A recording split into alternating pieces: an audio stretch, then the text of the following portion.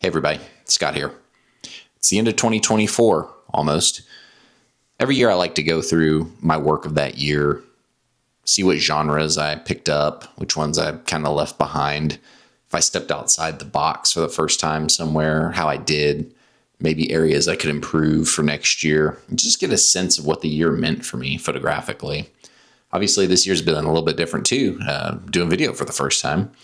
And started this YouTube channel a couple of months ago and been very excited with how it's been received by the YouTube community and other photographers. So thank you if you are a subscriber and a watcher and a video liker. All those things mean a lot to me. I couldn't do it without you, quite literally. I'd love to start sharing some more of my work. I've done that in kind of a bespoke way in certain videos where I'm showing examples of something or trying to give you an idea of how a camera or a lens works. But in general, I haven't done a very good job in sort of doing portfolio sharing. You can go to my website, you can see all the same stuff, right? But you're here on YouTube, you want to see it on YouTube. So what I'm going to do here is show you my favorite shots of the year, several per category, and then the overall favorite that I have. I'll kind of explain the context, why I like it, maybe what I could do better next time. So I think it's a valuable experience to go through your own work and judge it just like you would judge anybody else's work. That's what makes you better. It's part of self-improvement. And it's part of our continuing education as artists to be the best that we can be. So let's start. And I'll show you some of my favorites from 2024. I'd love to hear in the comments which ones really stand out to you, which ones might be your favorites. Again, thank you for being here, showing up on this channel. And I hope to provide some more helpful information, pretty pictures, and all the rest in 2025. So we'll start with birds. I made a little video that I didn't shoot many this year, but these are some of my favorites. So really tight portrait of a black vulture. It'll let me get pretty close. Nice details in the face. Cormorants are always one of my favorites. We didn't get much activity this year, but this was a fast flyby with a nice soft background. Love the light. Osprey showed up once or twice. Gave me the death glare as I attempted to get a few photos and hurried off. Got a big white egret here. Another close flyby. Almost cropped this into X-Pan. I just love that ratio. This is the winner for me. Totally unplanned, unprepared for this, but ended up looking like the Last Supper as the cormorant came in and the heron was just in the perfect spot. Moving on to metal birds. Attended a pretty cool air show and got to see an F-35 up close and personal for the first time. This is Major Mock Klusner piloting it, full afterburners. I thought this was actually going to be my photo of the year, but I could never come around to an edit of this photo that I really enjoyed. I couldn't quite get the whites right. The way it was coming out almost looked like I photoshopped it onto a blank canvas, but really cool moment. Get to see all up in the guts of the F-35 into the bomb bays. Lots of intricate detail, pretty cool. We've got a guy out here who owns a MiG. His name is Randy Ball. He flies it all over the country. Does low passes over the lake from time to time. Meets up with other MiG owners and they join up for these air shows and go full afterburner and show you a little taste of Russian technology in Texas. That's pretty cool. Got some ties to Devil Dog and the Commemorative Air Force. Always neat to see Beth Jenkins flying this plane. Pretty cool photo of it with a little egret in the background. And then this one, this is my favorite. Got the F-18 roaring in. It was a late addition to the air show. He came in full afterburners, making clouds on his shoulders, left without elaborating. Just fantastic. Got a little bit of landscape in this year. Not too much around the house. This was actually one of my favorites in the local area. Just a very idyllic scene. Love the clouds and the blue sky that day. Big landscape trip that we took was to Estes Park and Colorado in general. Tried to work out some cool compositions with the light and shadow and framing. Gorgeous little pond here full of lilies. Again, the skies were just insanely blue. Something we don't often get here in Texas is a nice, clean, clear blue sky. just symmetry everywhere you look. Really easy to pick out a subject, even amongst, what seems to be copy and pasted trees everywhere. Really cool colors in these rocks, almost look like gold and copper veins. I shot a lot in X-Pan during this trip.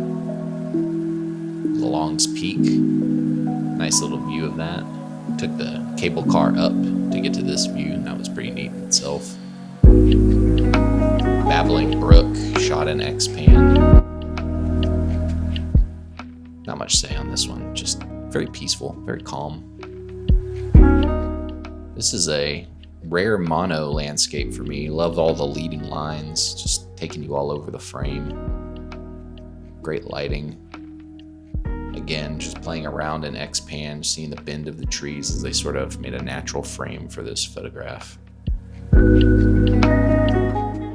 Super idyllic trail and lake. Sun took a little dip in this water. Very cold. Instantly regretted it.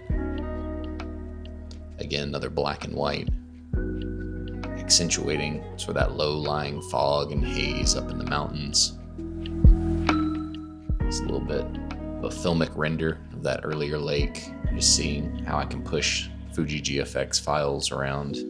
I like this one, actually, the muted tones.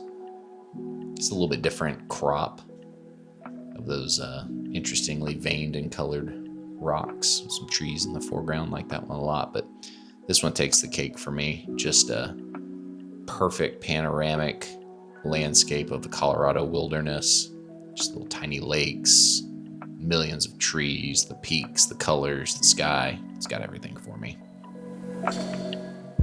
Speaking of skies, had some really nice ones in Texas this year. It's one of my favorite things to shoot here, especially over the lake near our house. Got a cormorant at sunset. Just gorgeous colors. These are big, puffy springtime clouds. Got the deep blues, just soaked with rain, and cool pinks from the sunset. Had some interesting full moons. Here we have a flock of migrating birds flying just under it. It's a happy little accident being in the right place at the right time. Just like this rainbow over the neighbor's jetty. Kind of wish someone was sitting in those chairs, but you can't get everything you ask for. The pink and oranges in our sunsets here. People don't really believe that they're as intense as they look in photos, but it's pretty bonkers. We had a beautiful sunset one night when the comet was passing by a few months ago. Got this nice shot of it. And then, of course, anytime those rainstorms come through, you get, again, just really great puffy white clouds that are just deep blue on the bottom because they're just so full of rain. Another happy accident, just happening to be sitting on the dock and watching things line up. It's magical when it happens, but by far my photo of the year, just by happenstance, our house happened to be in 100% totality for the eclipse. And got quite a few photos of the actual event, but this little diamond ring looking flare as it came out of totality was really cool. My favorite. Here's a genre I don't usually do a lot of, but I tried to make an effort this year to get out and do some more street. And this is how I feel about the output. Pure garbage. No, I'm kidding. I actually really like the way the blues lined up with the reserve parking sign there. Neighbor just has a really beautiful Bel Air. He keeps parked outside his house. I caught this one at sunset. Really like the way the colors were coming off the chrome and that matte black. And everyone's got to take a car wash photo, but I think I did it wrong. Usually they're taking photos of the car wash bay. This one came out looking like a movie poster or something. I was really happy with that. This is what we call redneck entertainment in Texas. If you're bored on a Saturday, you just grab your 22 and find a sign. Or a building. When I go out looking for street type photos, I'm really looking for colors and textures before I'm looking for a subject. So that's kind of what this is. Little glimpse inside of a taffy shop just after they closed. Kind of like how you can read the foreground still, but peer inside just like you would any other closed store. Another exercise in colors and textures and lines. It's one of the oldest operating theaters in the American West. This one's kind of cool. It's just a little gas facility near my house, but randomly thought this looked like a dragon without a tail or wings. whatever. I love photos that accentuate the seasons, and this is a recent one of fall. We don't have very many trees that turn colors like this in Texas, so very exciting for us. This is one of my more well-received photos of the year, actually.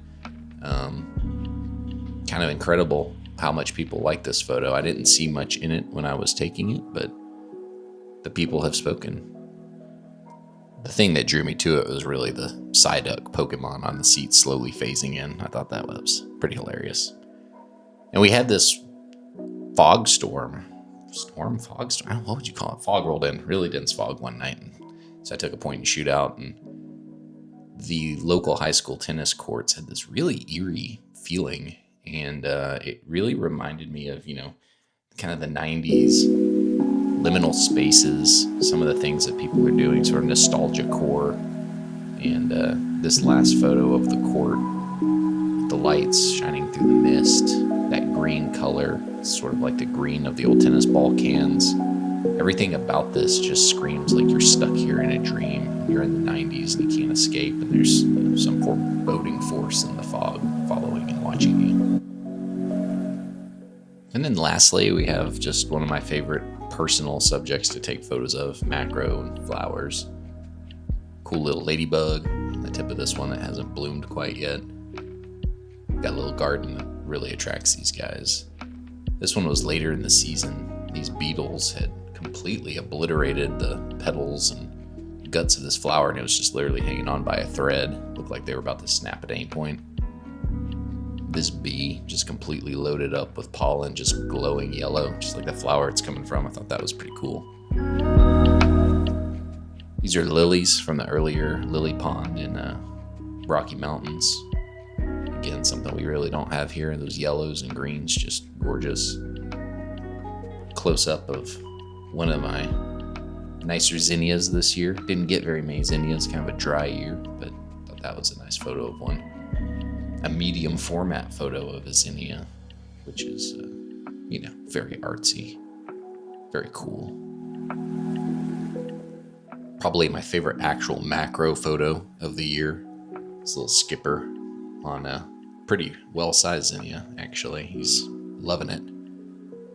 And then just a little guy. I made a video earlier this year about the art of noticing and just getting out and paying attention to little movements. And wouldn't you know, as I was filming that video, just happened to notice this little guy on a stalk, and he was watching me. I was watching him. And look at his little fingers just interlaced, his little thumbs. Everything about this guy, just cool, chill. He's got it figured out. So that's what we're aspiring to be in 2025. Just like this lizard, cool and chill, watching the world go by, finding our place in it. So as always, everybody, I appreciate you watching. Hope you enjoyed some of my favorite photos from 2024. If you like the channel, like the video, give it a like, please. I appreciate that. Subscribe if you like, and we will absolutely catch you on the next one. Thanks so much.